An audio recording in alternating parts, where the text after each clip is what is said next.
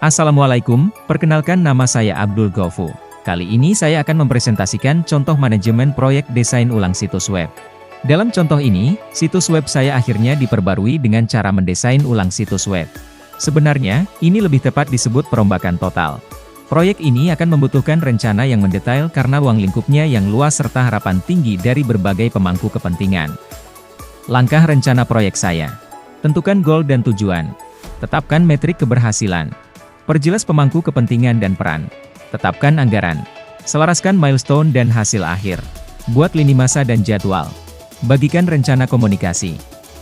Goal dan metrik keberhasilan. Goal keseluruhan rencana kerja saya adalah meningkatkan konversi di situs web perusahaan sebesar 15% pada akhir tahun. Metrik keberhasilannya adalah jumlah pengunjung harian yang mendaftar uji coba gratis dan tingkat konversi pendaftaran. Pemangku kepentingan.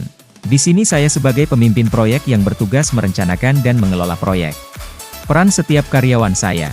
Sevi sebagai WXR melakukan penelitian dan memberikan wawasan setiap penelitian. Jerry sebagai desainer menyediakan desain baru untuk situs web. Robi sebagai pemimpin web developer menerapkan Kia dan meluncurkan situs web baru. Sheila sebagai editor konten menulis salinan dan konten untuk setiap komponen atau halaman web baru. Karen sebagai web developer menerapkan situs web baru. Dan Amy sebagai kepala pemasaran memberikan umpan balik dan persetujuan proyek. Berikut bentuk dari susunan organisasi proyek. Anggaran untuk desain ulang situs web baru adalah Rp450 juta. Milestone dan hasil akhir.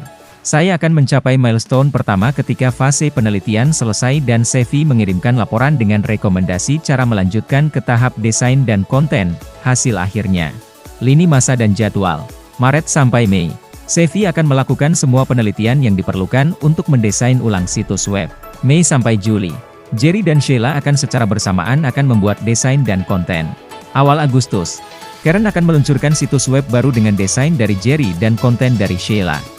Untuk rencana komunikasi, alat manajemen proyek akan digunakan untuk menyimpan semua tugas, komunikasi, dan aset di satu tempat, membuatnya mudah ditemukan semua pemangku kepentingan. Rapat perdana diadakan sebelum pekerjaan dimulai dan di akhir setiap milestone. Semua komunikasi lainnya, termasuk pembaruan status dan permintaan kerja yang masuk, juga dilakukan di alat manajemen proyek. Terima kasih. Sekian dari saya Abdul Ghaufur.